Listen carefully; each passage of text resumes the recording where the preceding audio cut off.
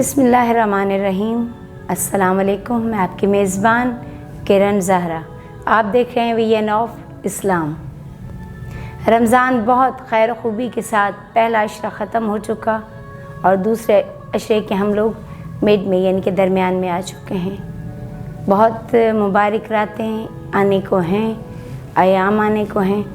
इसी तरह से हम अपनी इस रमज़ान को किस तरह से मज़ीद नेकियों से अपनी नेकियां इसमें कमा सकते हैं। जिस तरह के हम अपने वो लोग जो रोज़ा अफ्तार नहीं करने की तौफीक रखते और अपनी रूखी सूखी रोटी के साथ ही परवरदिगार की ड्यूटी अदा कर रहे हैं कि वो परवरदिगार से शुक्र अदा करते हुए उस रूखी सूखी में भी मज़दूर लोग जो रोज़ा रख भी रहे हैं और खोल भी रहे हैं, उनके पास बहुत एहतमाम नहीं है लेकिन फिर भी वो रमज़ान को मुकम्मल कर रहे हैं। यकीनन परवरदिगार उन पे बहुत मेहरबान है क्योंकि वो आजमाइश या ये परेशानियाँ तकलीफ़ें सिर्फ़ हमारा ईमान अपने प्यारों को देते हैं।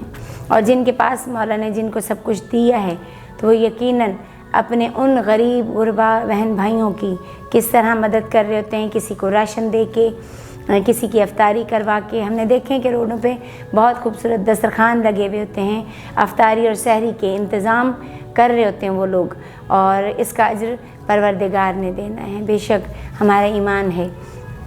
इसी तरह से मैंने कल जब मैं अपने स्टूडियो से बाहर निकली तो मैंने देखा एक शख्स जो कई रोज़ से देखती थी रोड पे खड़ा अपने एक गोल्डन लिबास में खड़े होकर लोगों को एंटरटेन कर रहा होता है। और उसमें लोग आते हैं अपनी मर्ज़ी से, कुछ लोग उनको दे जाते हैं और कुछ लोग सिर्फ मुस्कुरा के देख के निकल जाते हैं। तो यकीन जाने जब मैंने उसको इस तरह से खड़े हुए कुछ दिन देखती रही आने जाने में, लेकिन जब मैं कल स्टूडियो से बाहर निकली तो मैंने देखा कि वो अपने 2 बच्चों के साथ, बेगम के साथ एक कोने में खड़ा था। यानी कि उनको साइड पे खड़ा किया हुआ था और वहाँ से आके उनको जो भी उसे मिला होगा उनको दे रहा होगा। टाइम वक्त अफ्तारी का यानी कि हो चुका था। तो दिल को बहुत ज़्यादा तकलीफ़ भी हुई क्योंकि हर किसी के एक अपने अंदाज़ में कमाने के अंदाज़ है। यकीनन कोई भी भीख नहीं मांगना चाहता। हाँ, कुछ लोग ऐसे भी हैं जो भिखारी हैं, जो उनको नहीं मांगना चाहिए, जहाँ हमें तकलीफ़ होती है जब ऐसे लोगों को कि जो मेहनत करके खा सकते हैं और भीख मांग रहे हैं, वहाँ तकलीफ़ होती है।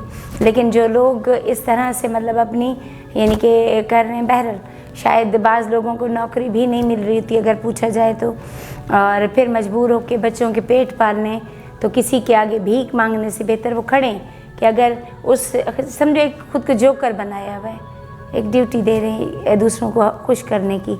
तो बहरहाल परवरदिगार से दुआ है कि मौला उनकी मुश्किलें आसान फरमाए, जो भी गरीब हैं, हाजतमंद हैं।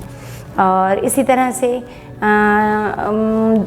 उनके लिए दुआ गो हूँ कि जो दूसरों की इमदाद कर रहे हैं मुख्तलिफ़ तरीके से, उनको ईदों की, अब जैसे ईद आने को है तो उसके लिए यकीनन लोग ऐसे मुंतज़िर होते हैं। बहुत ज़ईफ़ लोग देखें जो रात को 3 बजे भी बैठ के चीज़ें बेच रहे हैं सिर्फ़ इसलिए कि अपने बच्चों की पेट पालने के लिए।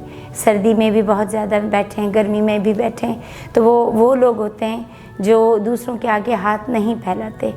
तो अपनी खुशी से अगर कोई उनको दे जाता है तो ये जज़ाए खैर उन लोगों के लिए। तो हमें कहने का मकसद है कि ईद आने को है, अपने इर्द गिर्द लोगों को देखें, उन सफ़ेद पोश लोगों को देखें जो किसी से मांग नहीं सकते, अपनी मेहनत बाकायदगी से करते जा रहे हैं लेकिन तकलीफ़ों में भी हैं और किसी से बयान भी नहीं कर पा रहे।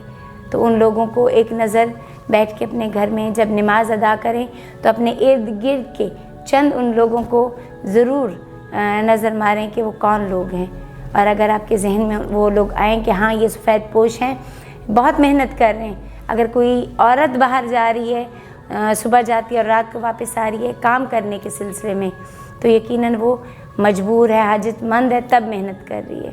खुशी से कोई घर से बाहर नहीं निकलता। अगर उनके देने वाले उनको घर मुहैया कर दें तो कोई नहीं जाना चाहेगा। तो आप लोग उनकी मदद, उनकी ईद को बेहतरीन कैसे कर सकते हैं उनको दे के। इसके साथ ही अपने प्रोग्राम का इख्तिताम करूँगी।